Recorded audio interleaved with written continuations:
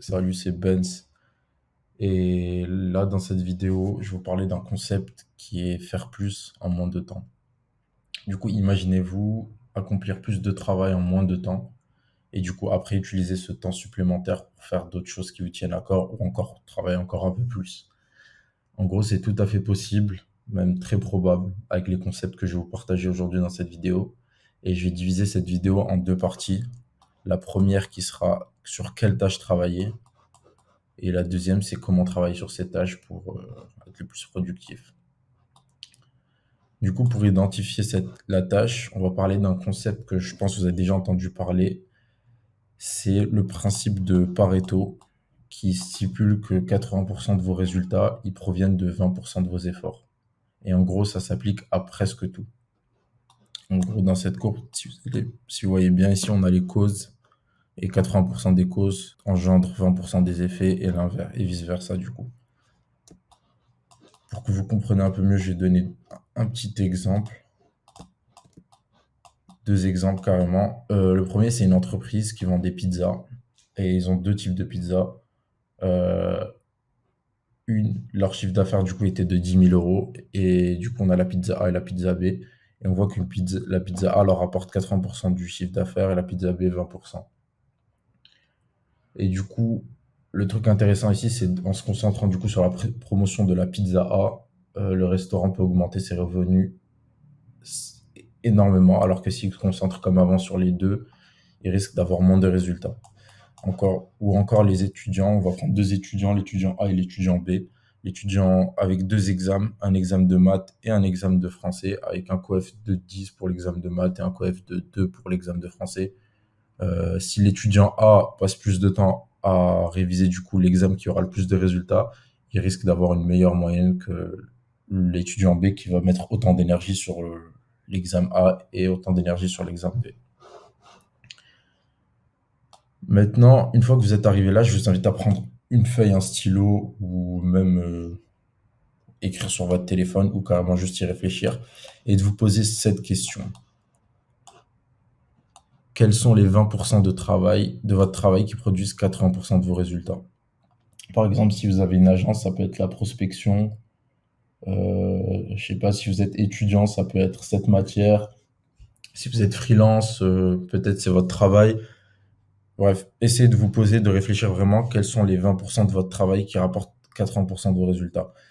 Après, je peux même, pour plus simplifier la question, ce serait quelle est la chose dans mon travail qui produit la majorité de mes résultats? Parce que 80-20, vous pouvez pas tout mesurer. Et du coup, ce serait la majorité, une grande partie. Parce qu'en général, c'est pas tout le temps 80, mais c'est aux alentours de 80. Et bien sûr, vice-versa, vous devez aussi vous poser quels sont les 20% de votre travail qui produisent 80% de votre distraction. C'est-à-dire voir le travail qui vous prend énormément d'énergie, mais qui est juste une distraction. Et une fois que vous avez fait ça, en gros, le but, c'est que vous avez trouvé du coup, c'est quoi la chose dans votre travail qui rapporte le plus de résultats. Et chaque jour, vous allez vous réveiller et écrire du coup les trois tâches qui vont vous rapporter le plus de résultats. Et en fait, dès que vous vous réveillez, vous devez accomplir ces trois tâches. Et une fois que vous avez accompli ces trois tâches, vous avez fait la majorité de votre travail et le reste, ce sera du bonus.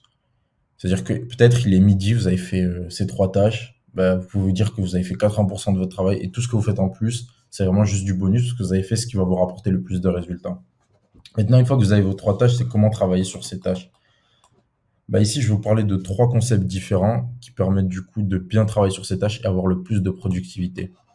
Le premier, c'est la distraction. Bien sûr, vous devez enlever toutes vos distractions. Prenez en vrai ce dont vous avez besoin, vraiment ce dont vous avez besoin. Si vous allez faire un tournage vidéo, vous aurez besoin juste de votre caméra. Si vous allez pas, et peut-être du script. Si vous allez faire du montage, vous avez besoin que du logiciel et des assets. Vraiment, prenez juste les choses dont vous avez besoin, parce qu'en fait, votre cerveau, il aura cette tendance à, une fois, si vous avez des distractions autour de vous, de commencer à se mentir à soi-même, de se dire, OK, mais peut-être j'ai besoin de ça, peut-être je vais regarder cette vidéo, et à la fin, vous ne faites pas le travail. Alors que si vous êtes juste face à vous-même avec juste les éléments dont vous avez besoin, vous avez plus de chances d'être productif. Le deuxième, c'est aller dans un endroit où vous avez le moins de bruit, le moins de distractions, ou mettre un casque anti-son. peut-être vous n'aurez pas la chance d'avoir ça, mais si vous avez l'occasion, allez peut-être dans une bibliothèque ou enfermez-vous dans votre chambre. Il faut avoir le moins de distractions et aussi de supprimer votre téléphone. En gros, imaginez-vous comme une voiture. Vous avez votre moteur et comme les anciennes voitures plutôt. Et en fait, votre moteur, pour démarrer votre moteur, il vous faut 20 minutes. Une fois que votre moteur il est chaud, vous pouvez du coup aller conduire. Mais une fois que vous vous arrêtez, il vous faut encore 20 minutes pour démarrer cette voiture. C'est à peu près la même chose avec votre cerveau, c'est-à-dire qu'une fois que vous êtes distrait, il vous faut 20 minutes, entre 15 et 20 minutes pour retomber dans cet état de flow. Du coup, à chaque fois que vous coupez ce focus, bah, il vous faudra encore du coup 15 à 20 minutes pour retomber dans ce flow. Deuxième concept, c'est le batching. Je ne sais pas si vous connaissez. Le batching, en fait, ça consiste à rassembler, par exemple, si vous allez faire du montage vidéo ou vous allez faire des maths, le concept, c'est de rassembler en fait tous les tâches qui se ressemblent et de les faire en même temps, au lieu de faire plusieurs tâches dans la même journée. Par exemple, si vous devez écrire des scripts, au lieu de faire un script, ensuite de faire le tournage, ensuite d'éditer la vidéo, ensuite de la poster, ou par exemple de faire votre storyboard, de designer, ensuite d'animer, ben, le but c'est d'écrire 10 scripts en même temps, de faire 10 montages, 10 tournages, et ensuite vous postez vos vidéos. Et votre cerveau, en fait, il va prendre un peu plus de temps à assimiler les choses, un peu comme le moteur qu'on avait expliqué tout à l'heure. Et du coup, il est mieux de faire vraiment les mêmes tâches, de les assembler, de les finir, et une fois que vous avez fini, de passer à une autre tâche. Et le troisième concept, c'est la loi de Parkinson qui stipule qu'en fait l'effort est proportionnel au temps que vous lui accordez. Par exemple, si vous allez accorder 2 heures à une tâche, vous mettez une deadline de 2 heures, vous allez voir que l'effort est énorme. Si vous vous donnez une deadline de 3 heures, ben, votre cerveau il va dire 3 heures. Et si vous mettez une deadline de 8 heures, ben, il va prendre 8 heures pour le faire. Dites-vous qu'avant de comprendre cette loi, l'importance de cette loi, je procrastinais souvent et je laissais vraiment des tâches jusqu'à la dernière minute. C'était un peu comme à l'école, on attend tout le temps la veille pour commencer un devoir. Mais en gros, en se fixant des délais, on force un peu notre cerveau à trouver des solutions plus rapidement. En gros, votre subconscient, il va trouver une solution. Il va vous rappeler qu'il y a l'urgence. Il va chercher des moyens d'atteindre l'objectif. Par exemple, à l'école, quand vous avez, ou à l'université, quand vous avez une deadline, vous avez 2 semaines pour rendre un devoir. La majorité des gens, ils le font la veille parce qu'ils savent qu'il y a encore le temps. Alors que si vous avez un devoir pour le lendemain, vous allez le faire le soir même. Et je vais donner un exemple personnel. J'avais un devoir d'informatique que je devais rendre et je connaissais vraiment rien au sujet et j'avais que 2 jours pour le faire. En vrai, ça me semblait impossible, surtout que j'avais suivi aucun cours et tout. Et si je faisais pas ça, j'allais redoubler. Et du coup, mon cerveau, il y avait la contrainte de temps et je pouvais pas redoubler parce que c'était archi mort. Et du coup, mon cerveau, il a automatiquement trouvé une solution. J'ai commencé à chercher une personne qui était fort en informatique dans mon réseau. Je trouvais quelqu'un qui pouvait tout faire le travail à ma place. Je ne dis pas que c'est la meilleure des solutions, mais votre cerveau, sous pression, il va toujours trouver une solution.